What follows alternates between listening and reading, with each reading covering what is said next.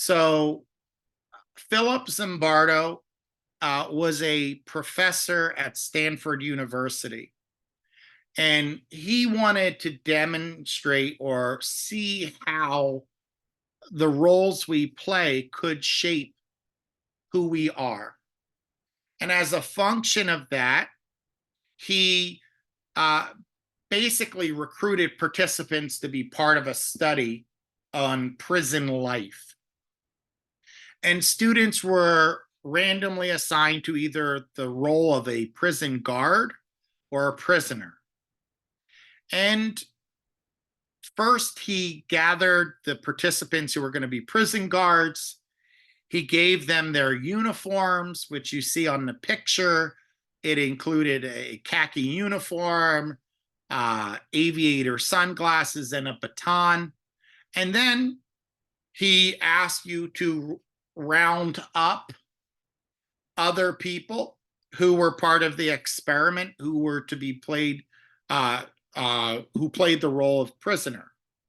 That you gathered them up, you took them to the basement of one of the buildings in Stanford University, you fingerprinted them, and you gave them their own uniform, which was a robe and a number on the robe.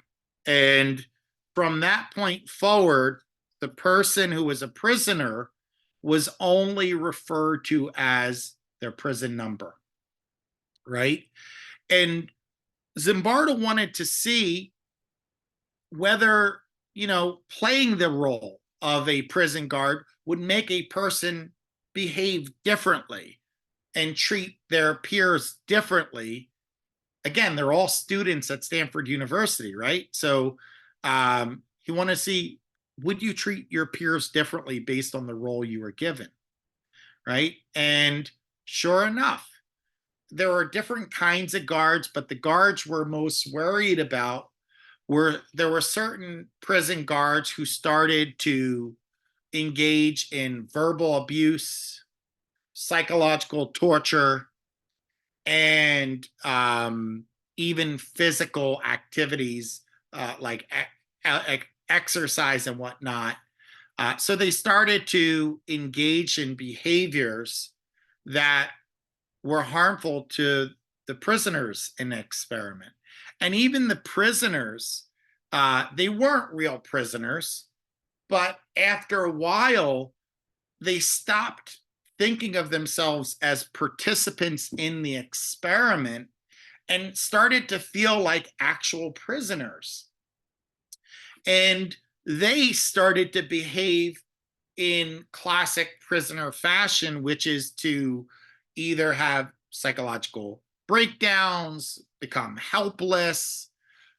Some tried to, do favors for the guards to kind of get good graces, and some people mounted a rebellion.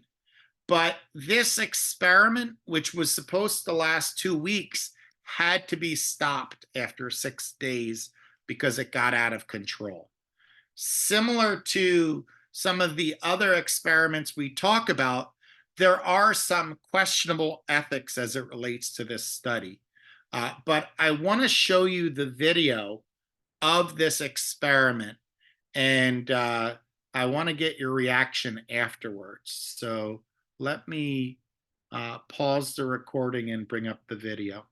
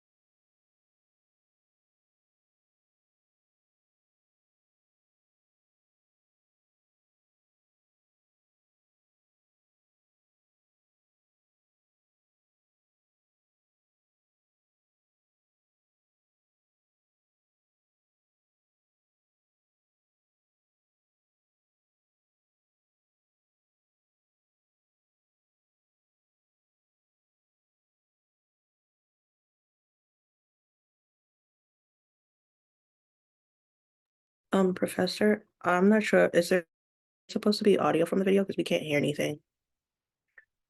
And removed their stocking caps, ripped Can't off hear? their numbers, and barricaded I'll them. restart it. I'm sorry. Thank you for letting me know.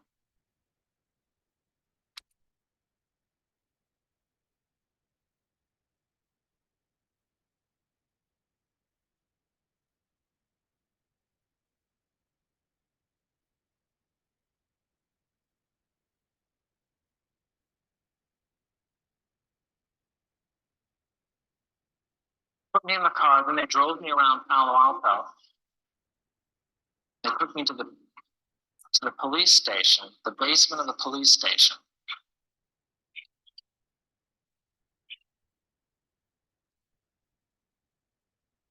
Then they put me in a cell. I was the first one to be picked up, so they put me in a cell, which is just like a room with a door with bars on it. You could tell it wasn't a real jail. They locked me in there in this degrading little outfit. They were taking this experiment too seriously. 2:30 a.m., the prisoners were rudely awakened from their sleep by the night guard shift for their count. The guards were told to routinely perform counts to familiarize the prisoners with their numbers and determine that they were all present and accounted for. But more important, it provided a regular occasion for the guards to interact with and exercise control over the prisoners.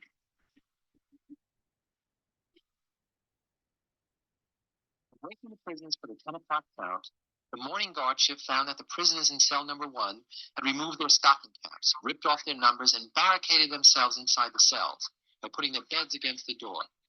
In retaliation for the prisoners' insubordination, the guards stripped naked the prisoners in cell 2 and 3 and removed their beds.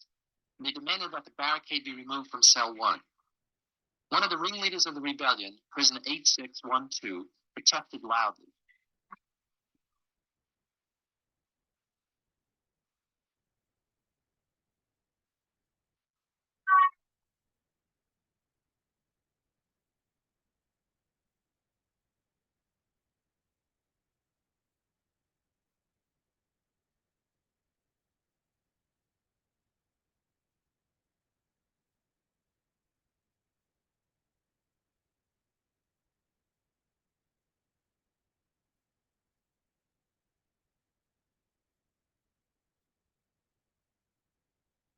"8612 decided that the only way to get out was to show everyone he had gone crazy.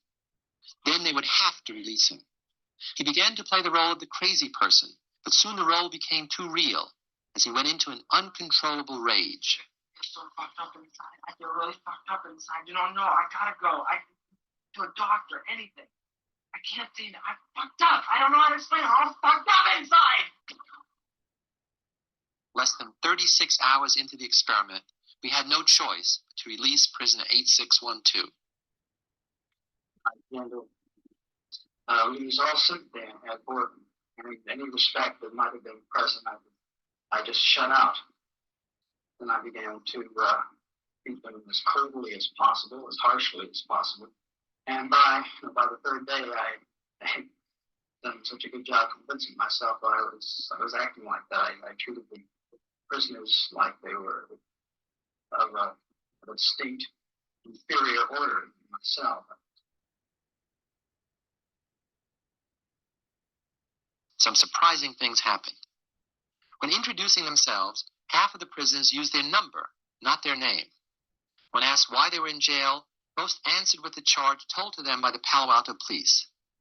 The priest asked them what action they were taking to get out of jail while they were awaiting trial. The prisoners really got confused. He chided them for not knowing their civil liberties and for not getting a lawyer to bail them out.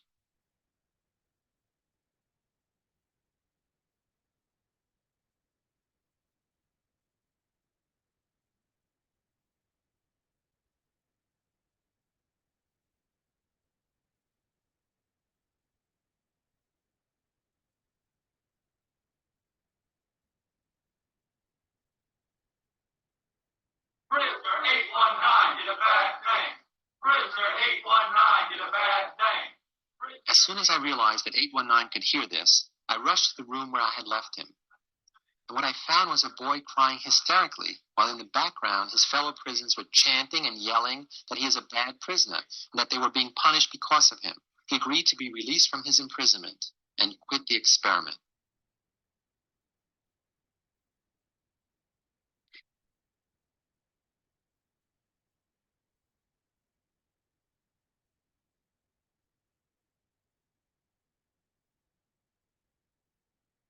Oh, stay down there. Stay down there. By this stage in the experiment, the prisoners had displayed 3 ways to cope with their feelings of frustration, absolute powerlessness, and their growing sense of helplessness and despair. At first, most prisoners fought and rebelled against the guards. By now, 4 of them had reacted passively by breaking down emotionally, forcing us to release them. And still others had reacted by becoming model prisoners. One such prisoner, 2093, was nicknamed Sarge by the other prisoners because of the way he followed the guards' orders so readily. It was also apparent that there were 3 types of guards. The good guards who felt sorry and did little favors for the prisoners. Tough but fair guards who followed the rules. And the sadistic guards who constantly degraded and humiliated the prisoners. Even Sarge, the obedient prisoner, was abused. I was watching all this on the television monitor in my office with one of my graduate students. I was amazed that the guard would keep that boy in solitary all night as punishment for not eating cold, dirty sausages. I was amazed that the prisoners would keep their blankets instead of letting 416 out of the hole. This was a true prison, where frustrated guards acted sadistically against prisoners like 416, who would not submit to their control, and where demoralized prisoners acted selfishly and shamefully. I told her that I was really impressed with what we had accomplished in less than a week. She looked at me and said, "I think what you are doing to those boys is horrible." And she was right. I had to end the experiment because that's what it was, an experiment, not a prison. These were real boys who were really suffering, and that fact had escaped me. I and everyone else around me, except for that graduate student, had gotten so far into their prison roles, prisoner, guard, superintendent, whatever, that it was hard to separate reality from the simulation. It just didn't occur to me until she spoke out that I, as a psychologist, as a human being, had to do something about that suffering. I had to end the experiment.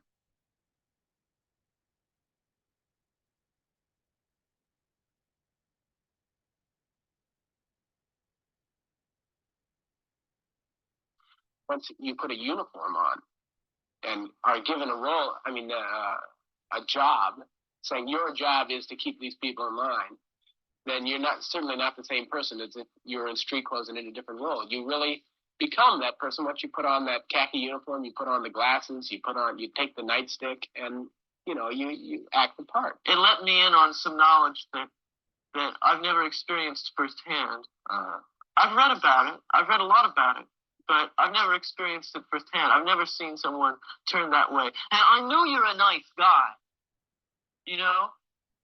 You Do you understand? I do. I do know you're a nice guy. I don't get that because I know what you can turn into. I know what you're willing to do. If you say, "Oh well, I'm not going to hurt anybody. Oh well, it's a limited situation. It's over in 2 weeks."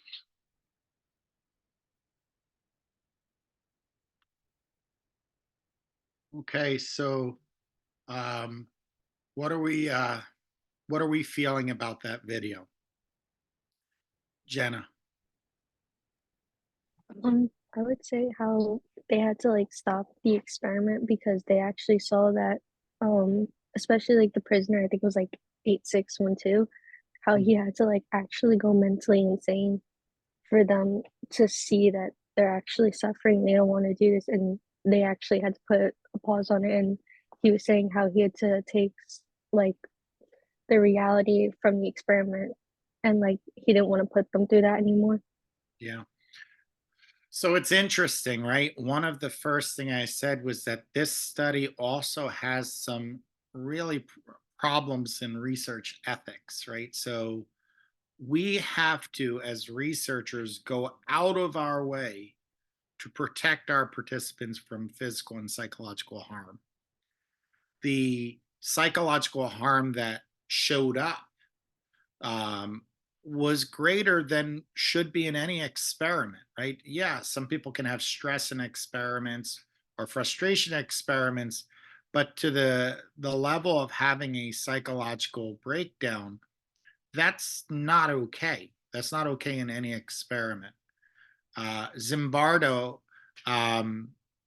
he also engaged in a problem in this study too, with his dual role, because he was both the researcher and playing the role as the warden, which they used as the superintendent.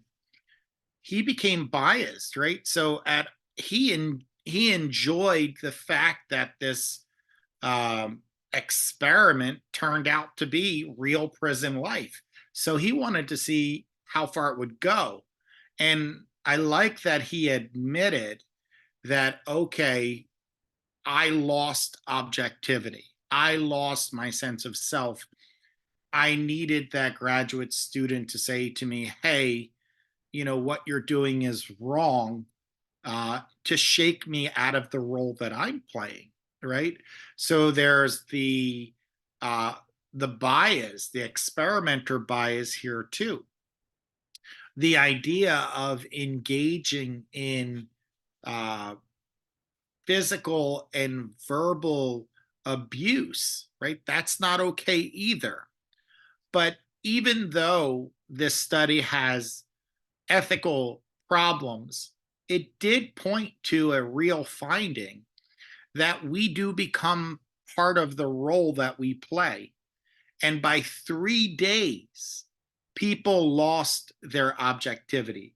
And the prison guards started to feel as if they were really prison guards.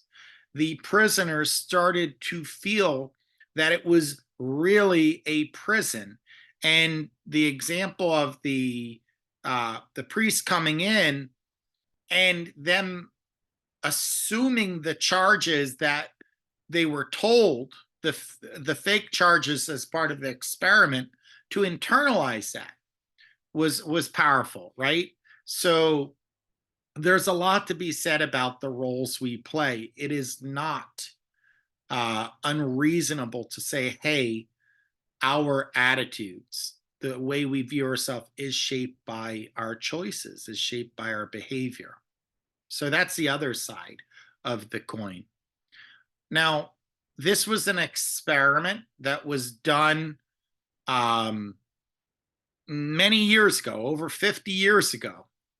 Do you think that it has any relevance to today?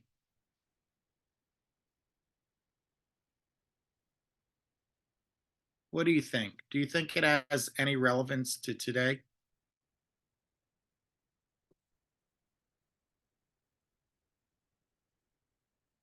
Well, the answer is yes.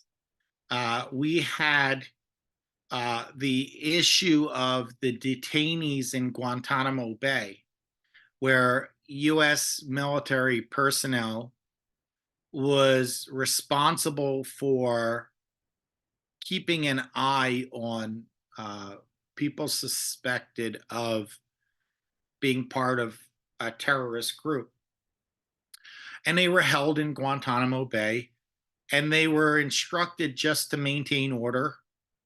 And what happened was that power over these detainees resulted in our military really debasing these prisoners. They had them stripped naked, they scared them with dogs, they prodded them with live electrical wires, and so forth. And this is supposed to be our military. This is supposed to be our military, which is meant to carry itself in a dignified fashion. Now, there were people who were tried and convicted for their roles in that, but this isn't just a cute study from 50 years ago. This happens on a day-to-day basis. And that simple example of Guantanamo Bay is just one. People do become enveloped or wrapped up in the roles they play. So I think that is a good place to stop, and we'll pick up in 10 minutes from there.